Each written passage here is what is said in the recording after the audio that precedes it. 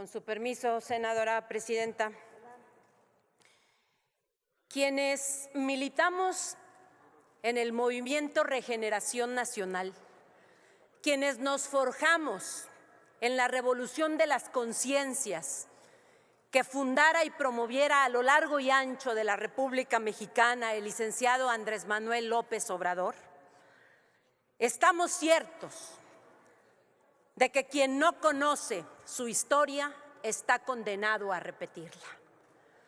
Pero también creemos con Hegel que la historia es cíclica, que es una sucesión de hechos repetitivos donde solo cambia el protagonista en el tiempo y en la historia. Por ello, es importante referirnos a los orígenes del Estado Nacional y sobre todo recordar que estos estados nacionales que pretendían ponerle límites al afán expansionista de emperadores, de reyes y de toda persona que quisiera extenderse más allá de su territorio para adueñarse de personas, de minerales y de toda la riqueza que pudiera tener, no fue suficiente poner límites. También es importante decir que tras esas injusticias surgen después del oscurantismo las ideas de libertad, las ideas de la Ilustración, que fueron la fuente de inspiración para que muchos estados nacionales surgieran y para que muchos subyugados se liberaran. Esa fue nuestra fuente de inspiración y luchamos por nuestra independencia, luchamos por nuestra libertad, luchamos por nuestra soberanía. Y pese a que en 1824 establecimos nuestro territorio, nuestra forma de gobierno y nuestros principios, eso no nos dejó exentos de que potencias extranjeras quisieran seguir invadiéndonos. Por ello aquí, hoy quienes me precedieron en el uso de la voz han reconocido la lucha de quienes han estado en esas batallas. Las batallas de Padierna y Churubusco porque Estados Unidos insistía en invadirnos. La lucha en la batalla de Puebla porque Francia pretendía la injerencia en nuestro país. Y me dicen que es repetitivo e innecesario y que no es oportuna esta reforma constitucional.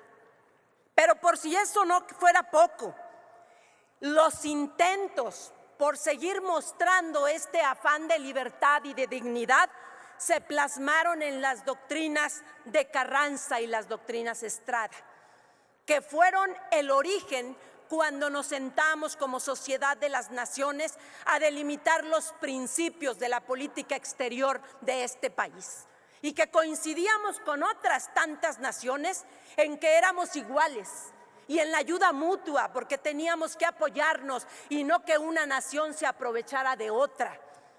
Eso es lo que pretendemos evitar. Por ello, firmamos la Carta de las Naciones Unidas y para que quedara bien claro, en 1988 se establece la reforma al 89 constitucional para dejar establecidos estos principios que deben regirnos.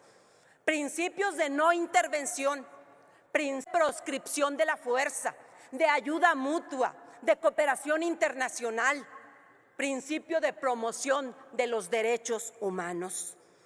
Y vienen hoy a decirnos que esta reforma ni es pertinente ni es oportuna. Diferimos y les voy a decir por qué diferimos de ello. Porque conocemos nuestra historia, porque de nada sirvió el 39 constitucional para que gobernantes y senadores en este recinto ratificaran de facto y de hecho el consenso de Washington, por ejemplo, que violaba los principios de soberanía y de independencia, que subordinaba la política económica y la política social de nuestro país. Se les olvida que después de las crisis recurrentes económicas que tuvimos, Ernesto Zedillo Ponce de León solicita un crédito a Estados Unidos de más de $50,000 millones, el cual es otorgado y pese a ello nos imponen varias medidas que condicionaban nuestro desarrollo y que vulneraban nuestra soberanía.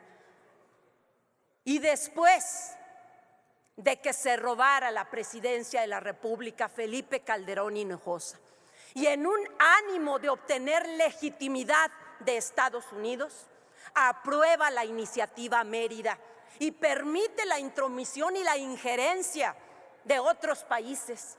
Y nos vienen a vender la idea de que vamos a cooperar para combatir el crimen, cuando hipócritamente se estaban vinculando con las mafias del crimen organizado y ensangrentaron nuestro país.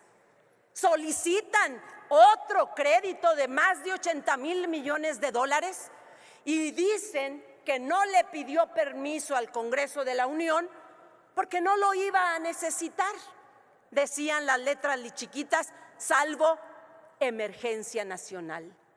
Y para ellos, bendita influenza, porque esa fue la medida de emergencia nacional que les permitió precisamente utilizar esos recursos, comprometiendo el futuro y el desarrollo de nuestro país. El operativo Rápido y Furioso, que fue otro engaño a nuestro pueblo, porque introdujeron armas con supuestos chips, pero si tenían a los infiltrados ahí en la Secretaría de Seguridad Pública que le avisaron a los criminales para que le quitaran los chips. Y este país se ensangrentó y esa guerra fue precisamente la que nos hace o les hizo solicitar más apoyo condicionado. Por eso no nos vengan a decir que no es oportuno y que no es pertinente y que es repetitivo. Nosotros conocemos nuestra historia y gracias al pueblo de México, aquel 2 de julio del 2018 le dijo no, porque estaba harto de esa situación y de esa política entreguista. Recupera la dignidad, la política implementada por el licenciado Andrés Manuel López Obrador y ahora la doctora Claudia Sheinbaum, tras ese triunfo arrollador en las urnas que le dio la mayoría calificada y por lo tanto la posibilidad de cambiar esta Constitución y de plasmar el espíritu de ese pueblo en la Constitución. Claro que es una reforma política, pues si estamos hablando de la Constitución política, nada más y nada menos. Claro que se trata de llevar al artículo 40 de la Constitución que el pueblo de México, no el gobierno, no el Estado, no el territorio, el pueblo de México, ese que para muchos de ustedes sigue siendo una entelequia, porque se creen representantes populares y por lo tanto, ¿para qué hablar del pueblo de México? Viene a plasmarse ese sello de la Cuarta Transformación, que es el sello de la dignidad, que es el sello de la estatura de una mujer que hoy a nivel nacional y a nivel internacional es cada día más reconocida. Por lo tanto, quiero decirles que esa dignidad es tendencia en el pueblo de México y que propios y extraños están reconociendo esa intención de nuestra presidenta, esa estatura de miras, esa visión estadista que tiene, y la mitad de las mexicanas y mexicanos nos sentimos más orgullosos por tratarse de una mujer. Por ello, el hecho de que quede establecido que no vamos a aceptar intromisiones, injerencias, dominaciones, ni intento de dominación de nuestro territorio, viene a plasmar ese sentido que le ha dado razón a nuestra lucha durante las últimas décadas a quienes luchamos por ello. El hecho de plasmar en el 19 constitucional que habrá de perseguirse a cualquier nacional extranjero que trafique con armas es reconocer que el 70% de las armas que circulan en este país y que han ensangrentado a nuestro territorio provienen de Estados Unidos y le vamos a poner fin.